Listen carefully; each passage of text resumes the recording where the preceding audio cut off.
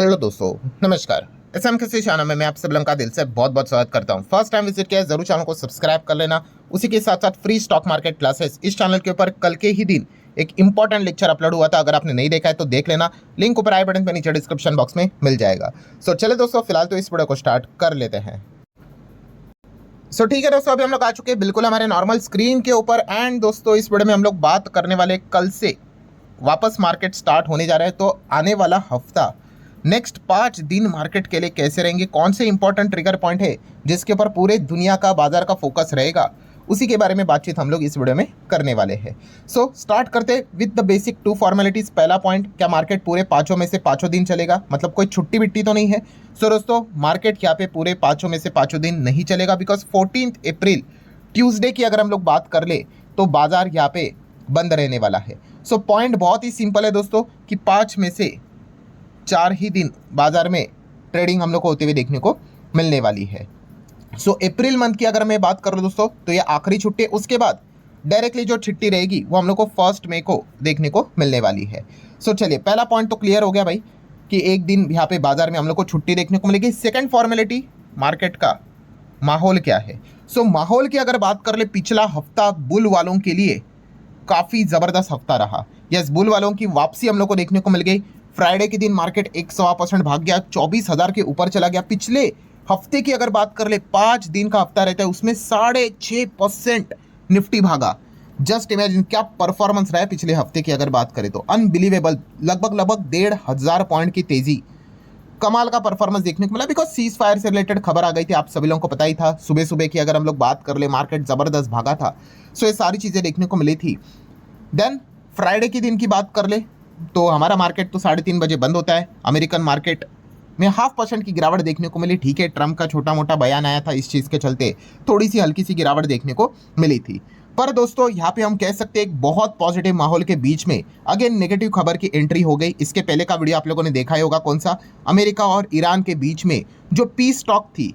Cease fire तो चलो 14 दिन का है, बट ये सीज फायर लंबा चले, इसीलिए ये जो बातचीत चल रही थी, डील होने वाली थी, वो डील यहाँ पे क्या हो गई। यस, वो डील फेल हो गई, टॉक फेल हो गया। इसके पहले का वीडियो में आप लोगों ने देखा ही होगा। यस, ये वाला वीडियो, इसका चाहे तो मैं लिंक ऊपर आई बटन पे दे देता हूँ। ठीक है, लगभग दोपहर के 2-3 बजे ये वीडियो अपलोड यहाँ पे हुआ था। काफ़ी इंपॉर्टेंट वीडियो, जरूर यहाँ पे देख लेना दोस्तों।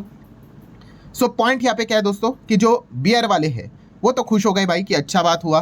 बियर वालों को तो यही चाहिए ना, मार्केट जितना टूटे उतना वो अच्छा कमाएंगे। सो वो तो 50% खुश हो गए। 50% क्यों? क्योंकि डील टूट गई। 100% क्यों नहीं? क्योंकि 50% दूसरा कौन सा पार्ट है। यस, कि सीज फायर 14 दिन का है, 22 अप्रैल तक का है। क्या वो टाइम से पहले ही टूटेगा? अगर ऐसा हुआ तो बियर वाले तो और ज़्यादा मार्केट को तोड़ देंगे। तो 50% तो चलो उनका काम हो गया कि भाई टॉक तो यहाँ पे फेल हो गया। अब बाकी देखने वाली बात यह है कि ट्रम्प क्या कोई 22 तारीख से पहले 14 डेज का सीज फायर उसके पहले ही अटैक करेंगे। एंड अगर अटैक किया तो भाई ईरान रिटेलिएट करेगा ही। तो ये देखने वाली बात है। पर फिर भी बियर वालों के पास एक मतलब ऐसी खबर है जिसका मतलब वो इंतजार कर रहे हैं कि ये खबर एक्टिवेट कब हो जाए। कौन सा? यस, एक और नई जंग यहाँ पे हम लोग को शायद से देखने को मिल जाए। और दोस्तों, वो जंग है चाइना एंड ताइवान के बीच में। सिमिलर वे देखिए, कोई भी जंग होती है ना, जहाँ पे अभी देखा गया तो जैसे अमेरिका क्या है, डोमिनेंट पोजीशन पे है, ईरान के ऊपर अटैक करे तो ईरान को जवाब देना पड़ेगा। वैसे ही चाइना यहाँ पे डोमिनेंट पोजीशन पे रहेगा। चाइना डिसाइड करेगा कि भाई ताइवान के ऊपर कब अटैक करना है। ताइवान तो नहीं करेगा भाई, ताइवान तो इतना छोटा सा है और डिफेंसिव मोड में ही उनको खेलना पड़ेगा। सो पॉइंट यहाँ पे क्या है दोस्तों, यस, एक और नई जंग हम लोग को देखने को मिल सकता है। और इसी से रिलेटेड रिसेंटली अगर हम लोग बात कर रहे हैं, पिछले हफ्ते भी क्यों ज़्यादा चर्चा स्टार्ट हुई थी, बिकॉज इसके पीछे का रीजन है अगेन, चाइना कोई भी एक्टिविटी करेगा तो चीज़ें स्टार्ट होगी। तो चाइना ने 40 डेज के लिए अपना जो एयर स्पेस है वो बंद किया है दोस्तों। यस, 40 दिन के लिए आप देख सकते हो China restrict the air space for the 40 days in a signal. मतलब ये एक सिग्नल दे रहा है of a intense military activity. वरना मतलब हर कोई यही कह रहा है ना कि भाई ये 40 दिन के लिए क्यों करेंगे, क्योंकि टेंशन इनका ताइवान के साथ ही देखने को मिल जाता है। सो यही पॉइंट है, no possible use other than a military. ठीक है, यही एक कारण यहाँ पे बेचता है। सो यही देखने वाली बात है कि क्या यहाँ पे कोई चाइना एक्चुअल में ताइवान के ऊपर अटैक करेगा, क्योंकि ये भी हम कब से सुन ही रहे। और मेरा तो एक पर्सनली ये मानना है कि अगर चाइना को अगर ताइवान के ऊपर अटैक करना है, उसको कैप्चर करना है, तो यही सबसे उनके लिए गोल्डन पीरियड है। अमेरिका तो भाई उलझ चुका है मिडल ईस्ट में। ठीक है, एंड ताइवान को सपोर्ट कौन करता है? अमेरिका ही तो करता है।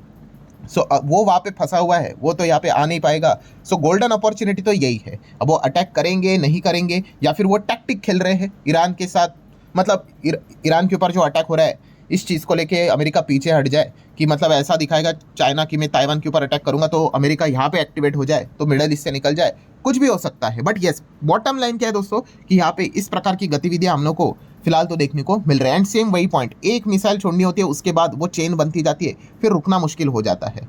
सो अगर ऐसा हुआ तो फिर भाई और दिक्कतें क्रिएट होगी, बिकॉज आप सभी लोगों को पता है ये जो चाइना है और ये जो ताइवान है, इसके बीच का भी ये जो ताइवान का स्ट्रेट है, ये भी बहुत इंपॉर्टेंट रोल प्ले करता है ग्लोबल इकोनॉमी में। सो अगर ये युद्ध स्टार्ट हुआ, मान के चलो एकदम वर्स्ट सिनेरियो में, सो ये स्ट्रेट तो यहाँ पे बंद हो जाएगा। एंड अगर ये बंद हुआ तो ग्लोबल इकोनॉमी में भूचाल आ जाएगा भाई। ठीक है, इसकी बात मैंने ऑलरेडी एक वीडियो में की थी, आप चाहो तो उस वीडियो को स्टडी कर सकते हो। मतलब पॉइंट क्या है दोस्तों, बियर वाले इस खबर को लेकर भी बैठे हुए हैं कि बस ये अटैक हो जाए, मतलब तो वो तो मार्केट को इतना नीचे खींच लेंगे कि मतलब हम कल्पना भी नहीं कर सकते। एनीवेज अभी तक तो हुआ नहीं, बट लेट्स सी होता है नहीं होता है। देन इन्फ्लेशन की बात करें दोस्तों, यस इस हफ्ते इन्फ्लेशन का डेटा आने वाला है। लास्ट टाइम का डेटा है, लास्ट टाइम तो भाई बहुत ही खतरनाक था, प्रीवियस से भी ज़्यादा और फोरकास्टिंग से भी ज़्यादा। नया फॉर्मूला आया है, तब से इन्फ्लेशन बढ़कर ही आ रहा है। एंड ऊपर से अगर देखा गया तो अब तो जो मिडल ईस्ट ने जो टेंशन क्रिएट की है उसमें तो हालत और भी खराब होने के चांसेस काफ़ी ज़्यादा देखने को मिले। नो डाउट एकदम इमीडिएटली इंपैक्ट नहीं आता है, लेटर ऑन इंपैक्ट ज़्यादा आएंगे, बट फिर भी इन्फ्लेशन का डेटा इस हफ्ते फोकस में रहने वाली बात है। यस, हमारा ही इन्फ्लेशन का डेटा आएगा लास्ट मतलब हफ्ते की बात कर ले, जहाँ पे फ्राइडे में अमेरिका का इन्फ्लेशन का डेटा निकल कर आया था। तो काफ़ी लोग पूछ रहे थे हमारा कब है, तो हमारा इसी हफ्ते देखने को मिलने वाला है। देन नेक्स्ट अगर बात करें, यूरोजोन का भी इन्फ्लेशन का डेटा आने वाला है। तो ये सभी चीज़ों के ऊपर हर किसी का ध्यान रहेगा। देन Q4 के रिजल्ट का सीजन स्टार्ट हो चुका है, तो उसके ऊपर फोकस रहेगा कि कंपनीज कैसे परफॉर्मेंस देते हैं, लीडर्स के नंबर्स कैसे हैं, इस हिसाब से पूरा इंटायर सेक्टर रिएक्ट यहाँ पे करता है। तो ये एक इंपॉर्टेंट पॉइंट रहने वाला है। देन RBI की बात कर ले, RBI के लिए वापस टेंशन लग गया कि भाई ये तो टॉक फेल हो गया। टॉक फेल हो गया मतलब भाई ये एक दूसरे के ऊपर अटैक करेंगे, क्रूड बढ़ जाएगा, अगेन रूपी की हालत खराब हो जाएगी। तो आरबीआई कोई और तीसरा स्टेप उठाएगा कि नहीं रूपी को बचाने के लिए, वो देखने वाली बात है। अलग अलग चीज़ें यहाँ पे आरबीआई करता रहता है। जो लोग कमेंट सेक्शन में पूछ रहे थे सर आरबीआई ने यूपीआई को लेकर नए नियम कानून कायदे लाने की बात यहाँ पे की है, तो उसके ऊपर वीडियो बनाए। तो ऑलरेडी में let's learn stock market and finance, ये जो हमारा एक और चैनल है, आज ही के दिन संडे के दिन इसके ऊपर नया वीडियो आ चुका है, जरूर देख लेना दोस्तों। यूपीआई को लेकर नए नियम कानून कायदे आते हुए देखने को आप मिल सकते हैं। इस वीडियो का लिंक मैंने ऊपर आई बटन पे दिया है, गलती से भी इस वीडियो को मिस मत कर लेना। नेक्स्ट अगर देखा गया तो सेबी की ओर से भी अलग अलग खबरें आ रही है। अभी रिसेंटली हम लोगों ने देखा सेबी ने कंसल्टेशन पेपर जारी किया, किस चीज़ को लेकर, यस जो ओपन मार्केट बायबैक रहता है उसको वापस लाने के लिए। ठीक है, वो यूजुअली हो ही जाएगा, जस्ट फॉर्मेलिटी यहाँ पे बाकी। तो ऐसे और भी यहाँ पे खबरें हम लोग को सुनने को देखने को मिल सकती है। एफआईएस डेज एक्टिविटीज़ की बात करेंगे, लगातार एफआईएस तो बस बिकवाली कर रहे थे। फ्राइडे के दिन जाके थोड़ा बहुत उन्होंने यहाँ पे बाइंग किया था, ठीक है, बट यहाँ पे हम देख सकते हैं दोस्तों कि अगेन सैटरडे संडे की बात कर ले, जो भी चीज़ें चल रही थी पूरा फ्लिप फ्लॉप होते हुए देखने को मिल चुके हैं। यू टर्न यहाँ पे होते हुए देखने को मिल चुका है, जहाँ पे लगा था कि चीज़ें चलो शायद से कुछ थोड़ा बहुत तो उम्मीद के ऊपर ही तो जिंदगियाँ चलती है कि चलो कुछ तो हो जाए, बट नहीं, टॉक तो यहाँ पे फेल हो गया है। वापस धमकियाँ भरे वाले मैसेज ट्रम्प के शुरू यहाँ पे हो चुके हैं। तो लेट्स सी मंडे के मतलब मंडे ऑनवर्ड से अगर हम बात कर रहे तो वापस चेक करेंगे एफआईएस का रुख यहाँ पे क्या रहता है। ठीक है, मोस्ट प्रोबेबली अगेन वापस वो बिकवाली करना ही स्टार्ट करेंगे, बिकॉज हमारी जो करेंसी है अगेंस्ट द यूएस डॉलर वो तो वीक ही हो रही है। 93 का लेवल आ चुका है, 95 टच हुआ था, वो तो आरबीआई ने 2 ब्रह्मास्त्र यहाँ पे इस्तेमाल किए, इसी चीज़ के चलते थोड़ा बहुत रुपया हमारा थोड़ा बहुत तो स्ट्रांग यहाँ पे हुआ है। नेक्स्ट बात करेंगे तो क्रूड मतलब कमोडिटी मार्केट की बात कर रहे तो क्रूड, गोल्ड, सिल्वर की बात करें तो गोल्ड आप देख सकते हो स्पॉट $4,750 के आसपास चल रहा है। सिल्वर की बात करें तो $75-76 के आसपास चल रहा है। क्रूड की अगर बात कर ले तो 100 के नीचे आया था। अभी जिस प्रकार की खबर सुनी है, अगेन क्रूड मार्केट में उछाल देखने को मिल सकता है। 100 पार करेगा कि नहीं, यही देखना एक मंडे के दिन के लिए इंटरेस्टिंग पार्ट जरूर रहेगा। अगर रुपये टर्म में बात कर लो, MCX में गोल्ड का भाव देख सकते हो आप यहाँ पे 150 to 690। सिल्वर की बात कर ले 243, 300 एंड क्रूड की अगर बात कर ले तो 9000 के ऊपर हम लोग को क्रूड का भाव देखने को मिल रहा है।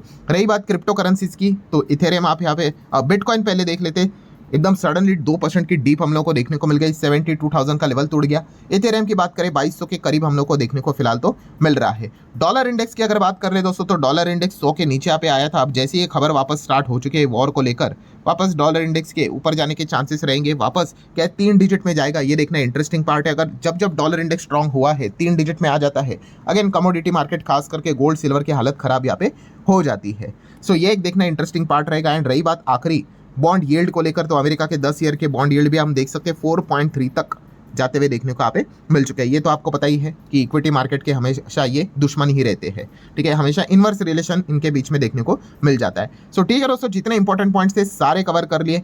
लेट्स सी अब ये हफ्ता कैसे रहता है, कल मार्केट का रिएक्शन क्या रहता है, ये सारी चीज़ें यहाँ पे हम लोग को कल से देखने को मिलने वाली है। सो ठीक है दोस्तों, आशा करता हूँ वीडियो हेल्पफुल लगा होगा। चाहो तो लाइक एंड शेयर यहाँ पे कर सकते हो। एंड आपको क्या लगता है कि ये जो पूरा हफ्ता रहेगा, पूरा वीक, ठीक है, मैं कल के दिन की बात नहीं कर रहा हूँ, ओवरऑल नेट परफॉर्मेंस क्या रहेगा, मतलब तेजी रहेगी या फिर मंदी रहेगी, पूरे हफ्ते की मैं बात कर रहा हूँ, ठीक है। आप अपनी राय कमेंट सेक्शन में यहाँ पे रख सकते हो। सो चलिए दोस्तों, अब मिलते हैं नेक्स्ट वीडियो में, तब तक के लिए बाय बाय।